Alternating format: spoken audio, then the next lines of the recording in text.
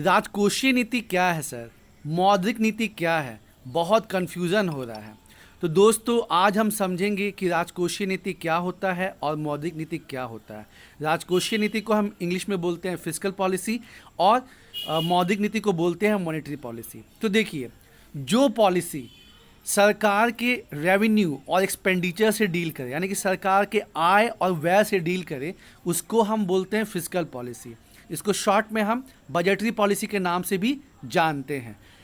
जो बजट आता है उसमें सरकार मतलब ये तय करती है कि उसको कहाँ से जो है रेवेन्यू आएगा।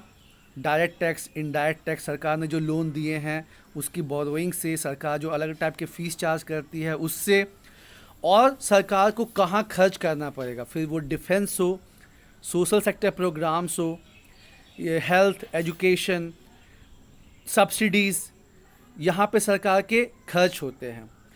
तो इसको बोलते हैं फिस्कल पॉलिसी, यानी कि राजकोषीय नीति।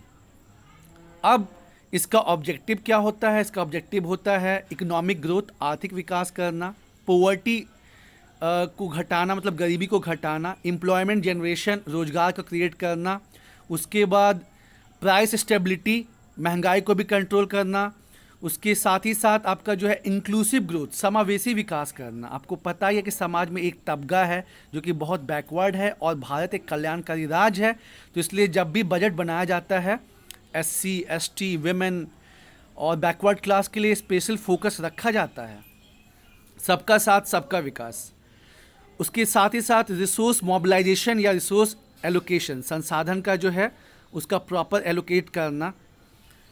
तो ये सब जो है मेन ऑब्जेक्टिव है राजकोषीय नीति के। डिटेल में हम फिर बाद में जानेंगे, अभी आप बेसिक ये समझ जाइए। अब दूसरा चीज़ होता है मौद्रिक नीति, यानी कि मॉनेटरी पॉलिसी। ये कौन कंट्रोल करता है? RBI कंट्रोल करता है। और दो टाइप का जो है वो मॉनेटरी पॉलिसी रहता है। एक होता है एक्सपेंशनरी और एक होता है कॉन्ट्रैक्शनरी। मतलब कि जब मान लीजिए अभी कोविड आया हुआ है, मार्केट में जो है रुपए कम है, देश में जो है रुपए सर्कुलेशन में मनी कम है, तो RBI क्या करेगी? RBI जो है एक्सपेंशनरी पॉलिसी फॉलो करेगी, जिसमें वो क्या करेगी? रेपो रेट, CRR, SLR, ये सब का जो है ये सबको कम कर देगी, ताकि जो है बैंक्स को कम पैसा जमा करना पड़े RBI के पास, बैंक को जो है कम रेट पे लोन मिल जाए, और रुपए जब ज़्यादा होंगे मार्केट में तो फिर जो है डेवलपमेंटल वर्क भी ज़्यादा होगा।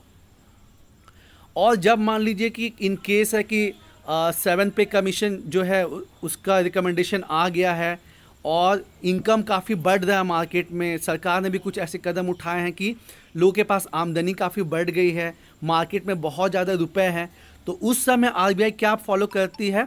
कॉन्ट्रैक्शनरी मॉनेटरी पॉलिसी फॉलो करती है। और साथ ही साथ जो है जो मॉनेटरी पॉलिसी RBI मेजर्स जो लेती है वो दो टाइप की, एक होता है गुणात्मक और एक होता है मात्रात्मक।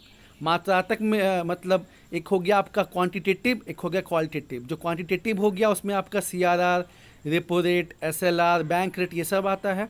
और आपका जो गुणात्मक हो गया उसमें मोरल सुएशन और भी चीज़ें आती हैं, वो हम डिटेल में बाद में देखेंगे। और सरकार ने मौद्रिक नीति के लिए क्या किया है? MPC का गठन किया है, मॉनेटरी पॉलिसी कमेटी, जिसमें टोटल 6 सदस्य होते हैं, 3 RBI के और 3 जो होता है गवर्नमेंट के, जो RBI के गवर्नर होते हैं उसके हेड होते हैं।